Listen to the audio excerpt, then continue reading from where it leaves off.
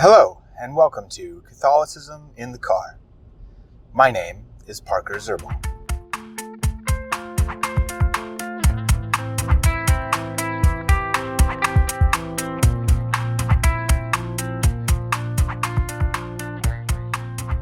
Okay. It is insanely windy outside today, so if you hear the wind louder than normal, that's why. Hello, and welcome to Catholicism in the Car.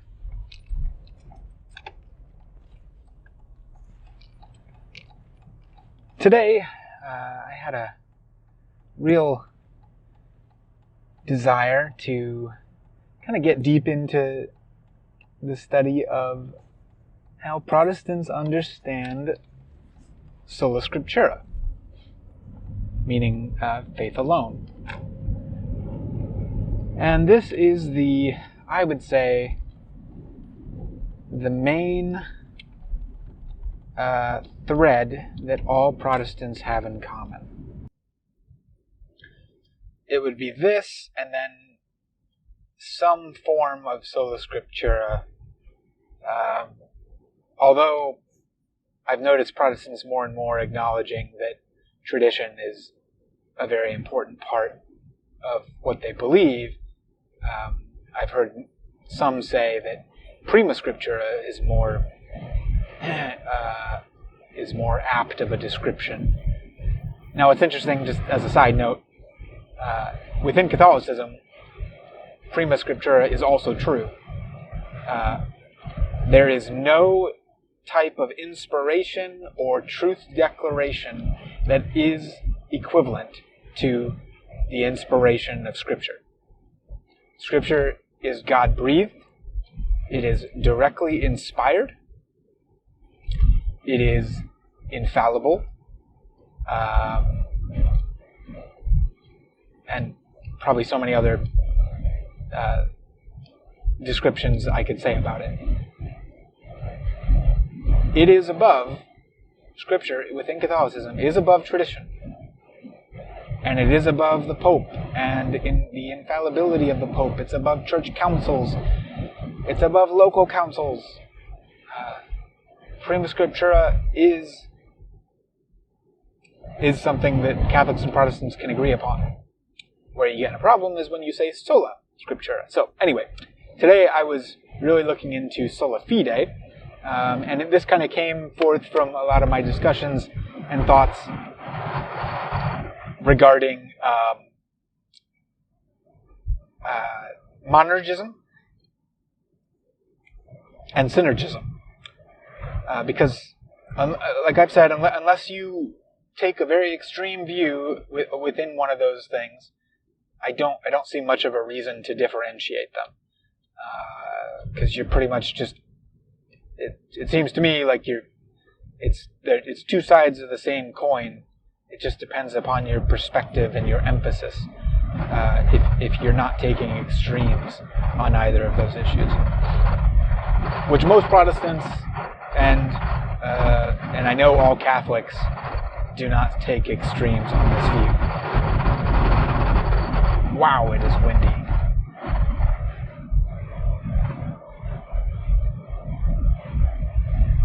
Okay, so Sola Fide. What did I learn today?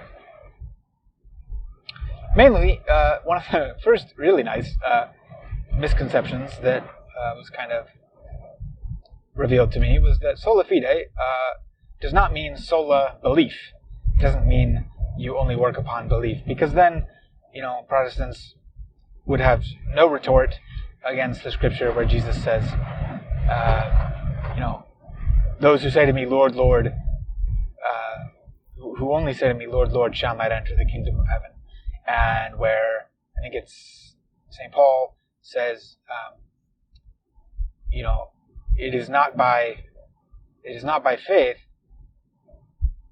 or belief, you could say, that we are saved, because even the demons believe in God and they tremble, right? So Sola Fide is not faith alone in the modern sense of belief. it seems to me that what most Protestants mean by faith when they say sola fide is they mean grace. They mean sola gratia, which is also what Catholics believe. So it seems like, the difference here is not between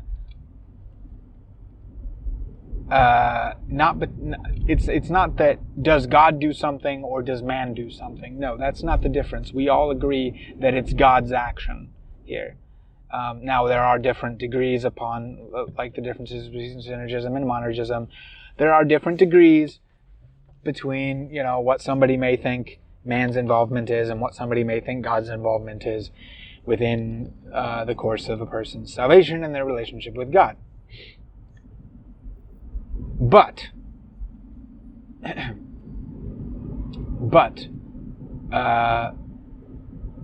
the main difference that I've gathered from where Catholics and Protestants seem to have disagreements over this issue of sola fide is not the sola fide part itself. It's the implications that are taken thereafter, particularly the implications as regard philosophical anthropology. And now, what do I mean by that? It's the implications in what God does to man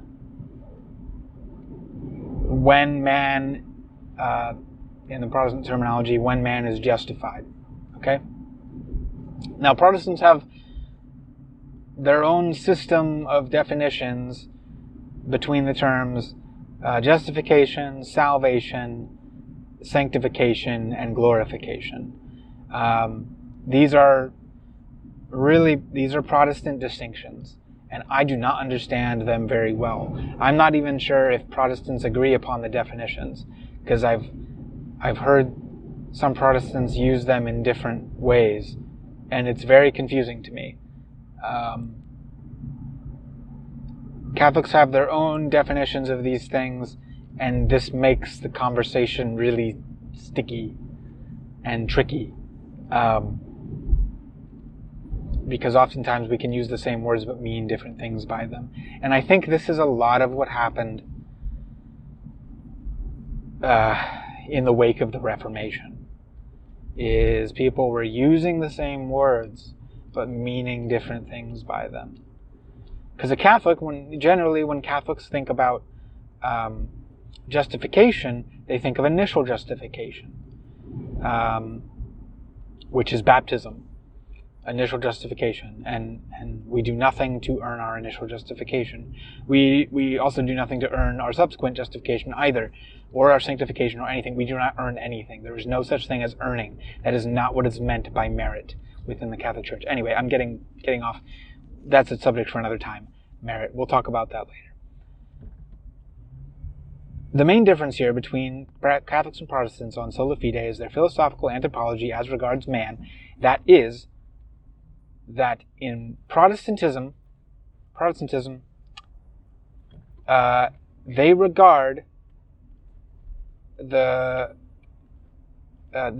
God imputes to man righteousness, which basically means God covers man in righteousness, as you are clothed in a white garment,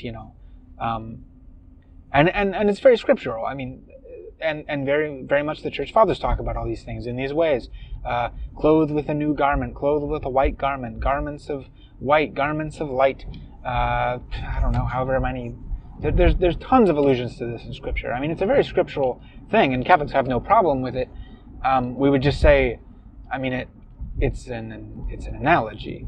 It's not to be taken literally. Like, it doesn't mean that that's exactly what God does. All that He does is clothe you, and there's nothing that is changed within you. Okay, so this is the main difference: is that Protestants generally will believe that justification is imputed to man by God.